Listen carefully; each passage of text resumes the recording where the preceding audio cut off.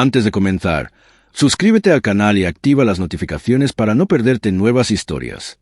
Apoya el vídeo con un like y cuéntame en los comentarios qué harías en mi lugar. Tu reacción es importante. Historias psicológicas reales como esta ayudan a otros a reconocer señales de peligro y a cuidar de su seguridad. Ocurrió en un día completamente normal. Entré al supermercado del barrio por leche, pan y un poco de silencio. La fila avanzaba despacio. Miraba etiquetas y vitrinas, intentando no pensar en nada, y apenas noté cómo la cajera empezó a mirarme con demasiada insistencia. Normalmente amable. Parecía tensa, incluso asustada, como si viera algo imposible de explicar. Cuando llegó mi turno, extendí la tarjeta, y en ese momento ella me agarró los dedos con fuerza, de forma inesperada. Su mirada se clavó en mis ojos. En un susurro apenas audible dijo, «No bebas nada esta noche, y no te vayas con él». El tiempo se detuvo. El pitido del escáner rasgó el aire, pero parecía marcar no las compras, sino el inicio de algo oscuro que yo aún no comprendía. Me quedé inmóvil, sin saber cómo reaccionar. Detrás de mí alguien ya apuraba. Mi marido, junto a las estanterías, alzó la cabeza pero no notó nada extraño. Forcé una sonrisa y asentí, como si todo estuviera bien, aunque un temblor me subía de las piernas a los hombros. ¿Quién no debe beber? ¿Con quién no debo irme? ¿De quién habla? Rebotaban las preguntas. ¿De mi marido? El corazón me golpeaba el pecho. Quería salir corriendo. La cajera, al ver mi desconcierto, soltó mi mano despacio y asintió apenas, como si me hubiera entregado un secreto prohibido. Tomé la bolsa con las compras y me aparté, sintiendo como la realidad se agrietaba bajo mis pies. Esa frase me acompañó hasta la salida. Intenté calmarme, pero los dedos seguían temblando. Mi marido sonrió cuando subimos al coche y me ofreció una botella de agua. ¿Quieres un trago? Su voz era la de siempre, cálida, como si nada pasara. Miré la botella durante demasiado tiempo y comprendí que algo no encajaba. Rechacé con la torpe excusa de que acababa de beber y fingí revisar el móvil. Pero dentro de mí resonaba, «No bebas, no te vayas con él». Y con ello, una sensación extraña y nítida. La cajera no estaba adivinando ni suponiendo, lo sabía. Y yo acababa de entrar en una historia que iba a cambiar mi vida. De camino a casa volví a ver su rostro una y otra vez. No era solo preocupación, era pánico verdadero, como si supiera que esa noche sería una línea divisoria. Intenté convencerme de que se trataba de una confusión, que me había confundido con otra, pero cada latido me contradecía. Como una aguja, la misma idea. Escucha, presta atención. Observé a mi marido de reojo. Hablaba de trivialidades, sonreía con su gesto habitual, pero sus ojos no estaban tranquilos. Había algo artificial en su alegría, demasiado pulido, ensayado. Una oleada de náusea me subió del vientre, no por la comida, por el miedo.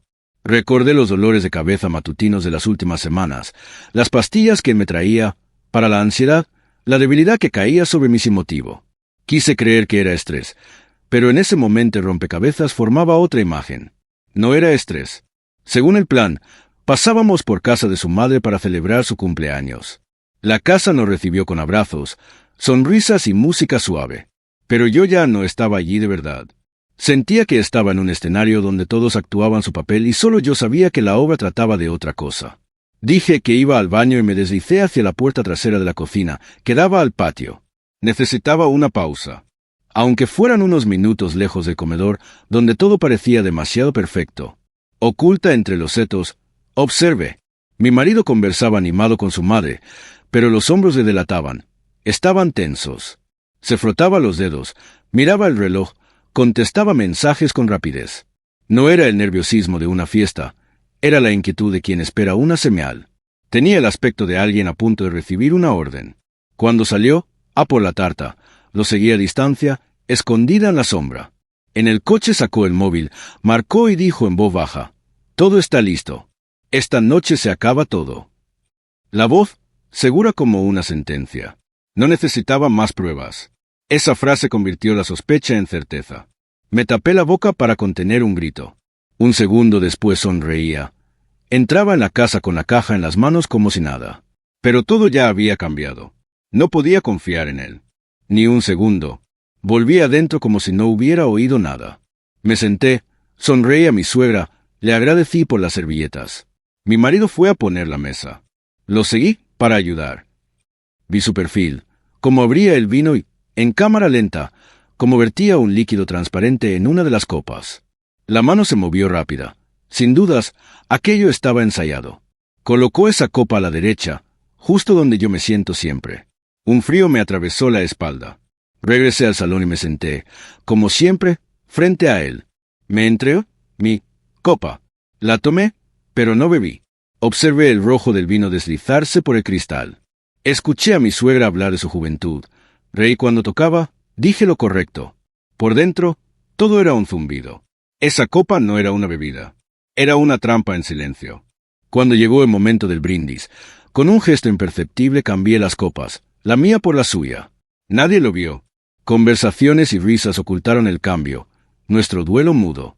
Él alzó su copa, ahora la mía, con su sonrisa de victoria.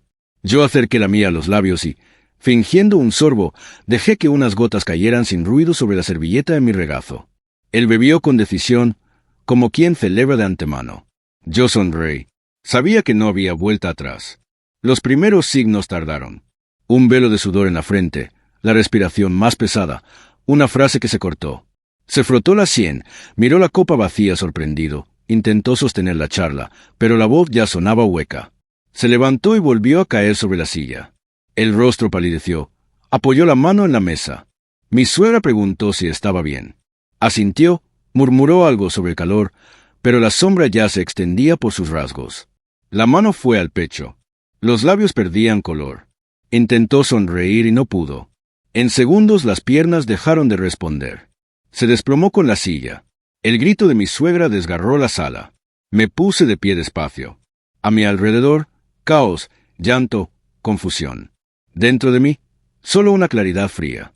En el suelo yacía el hombre que hacía unas horas planeaba cómo acabar con todo. Una sirena cortó la noche. Los sanitarios irrumpieron veloces, eficientes, buscando el pulso, devolviéndole el aire. Lo sacaban en una camilla cuando giró la cabeza. Nuestros ojos se encontraron. En esa mirada estaba todo, reconocimiento, terror, la máscara rota. Entendió que yo lo sabía. Entendió que su jugada estaba perdida. Subí al coche con mi suegra y seguimos a la ambulancia. Él balbuceaba mi nombre, intentaba explicarse, pero solo salían fragmentos. En urgencias lo llevaron a reanimación. Nos quedamos esperando. El móvil vibró en el bolsillo de su chaqueta. La pantalla se encendió. ¿Lo hiciste? Te espero para celebrarlo. Abrí la conversación. Estaba todo. Esquemas, promesas, frases en clave, una foto mía dormida. Construía una vida sin mí, sobre mi muerte. Respondí con cuidado, fría, como si fuera él. Ven al hospital. Tenemos que vernos. Hecho. Minutos después, voy. Guardé el teléfono en el mismo bolsillo. Las puertas del hospital se abrieron y entró una mujer joven con peinado perfecto y gafas oscuras. Llevaba un bebé dormido envuelto en una manta azul. Caminaba con seguridad. Soy su pareja. Me llegó un mensaje. Dijo, seguro de que la pasarían. Me adelanté y la intercepté. Me miró como a una enfermera. ¿Está bien? ¿Dónde está? Respiré hondo y dije tranquila. Está en cuidados intensivos. Y yo soy su esposa. La máscara se le cayó de golpe. Los labios se entreabrieron y se quedaron así. La mirada tembló. Fue del niño a mí. Susurró. Él dijo que usted había muerto. La frase entró como un cuchillo. En un segundo vi la magnitud de la mentira. No solo me traicionó. La convirtió en cómplice sin saberlo, robándole la realidad. Entonces apareció mi suegra. Cruzaron la mirada y lo supe. Se conocían. La chica dio un paso atrás. Mi suegra masculló algo, esquivando mis ojos. El silencio retumbaba. ¿Tú también lo sabías? Pregunté de frente. Ella bajó la vista. La chica dijo lo que terminó de despejar la niebla. Él dijo que su madre la había identificado en la morgue. El plan estaba completo. Querían borrarme del mapa por cualquier vía, papeles, pastillas, palabra. Más tarde, junto a su cama, le oí lo que ya sabía. Estaba pálido y débil, pero en sus ojos quedaba una chispa de dureza. Quería tu dinero, ronco. Era un plan. Tras la muerte de tu padre, el testamento lo cambió todo. Habló de cuentas, documentos falsos, firmas manipuladas, de un futuro en el que yo no existía. Entendí, no hubo amor, hubo avaricia, hubo cálculo. Hubo gaslighting, ese goteo que me rompía la mente, pastillas para la ansiedad, bajadas de tensión, informes médicos, sin mí. Quería volverme jurídicamente incapaz, atribuirlo a nervios, quitarme la voz para que nadie me creyera. Antes del amanecer volví a casa, sola y en silencio, con una luz helada en el pecho. En su despacho, al que casi nunca tenía acceso, encontré una carpeta negra con mi nombre. Dentro había recetas falsas, diagnósticos inventados, análisis que yo no me hice, un borrador de testamento donde, en caso de deterioro mental irreversible, todo pasaba a su nombre, y un contrato con una funeraria, con fecha anticipada y mis datos completos. Sentí que sostenía mi propio expediente, preparado por alguien que quería borrarme legalmente. Fotografié cada página, escaneé los documentos y los envié a mi abogado por un canal cifrado. Esa carpeta dejó de ser solo prueba. Se convirtió en mi escudo. Mi abogado respondió casi al instante. Es más grave de lo que pensaba. Presentamos denuncia por tentativa de homicidio, falsificación de documentos y fraude patrimonial. Hablaba claro, seguro. Por primera vez en mucho tiempo no me sentí sola. Me advirtió que mantuviera la apariencia de una esposa preocupada mientras la policía reunía pruebas. Yo propuse, él preparó. Solicitudes al hospital, peritajes, peticiones de registros. Todo se ponía en marcha, ahora a mi favor. A la mañana siguiente, la policía entró al hospital sin sirenas ni ruido. En la habitación, mi marido intentó incorporarse al ver las placas. El agente leyó los cargos con voz plana. Él palideció, negó, quiso hablar, pero las esposas ya rodeaban sus muñecas. Mi suegra gritaba que era un error, que estaba enfermo, que quería lo mejor. La amante intentó irse con el bebé y fue detenida por complicidad. También había intentado borrar parte de la conversación. Se los llevaron y yo, desde el umbral, observé el paso de la justicia que había esperado. Sin gritos, sin escena, solo hechos y ley. La familia se enteró en horas. Quienes habían sido neutrales, al ver las pruebas, se pusieron de mi lado. Mi suegra trató de justificarse. Familia, protección, lealtad, pero las palabras caían en vacío. En una reunión familiar en casa de un sobrino, las miradas hacia ella eran frías. Incluso su nieta le dijo, «Abuela, nos avergüenzas». No hizo falta más. Nadie corrió a consolarla. Había cruzado una línea que ya no estaban dispuestos a perdonar. El juicio fue una tormenta. Prensa, cámaras, titulares. Un thriller psicológico real, drama familiar, un intento de asesinato por herencia. Me senté en primera fila con el expediente en la mano, hojas, escaneos, transcripciones. Él entró esposado. A su lado, la amante evitaba mirarme. El fiscal presentó los hechos. Peritos confirmaron falsificaciones, envenenamiento, mensajes, movimientos bancarios. Declaré con serenidad, sin lágrimas. Expliqué cómo me hizo dudar de mi salud mental, cómo adúltero recetas, cómo ajustó mi realidad. Mostré el contrato con la funeraria y el mensaje. Todo está listo. Esta noche se acaba todo. La sala enmudeció. Se oía el aire.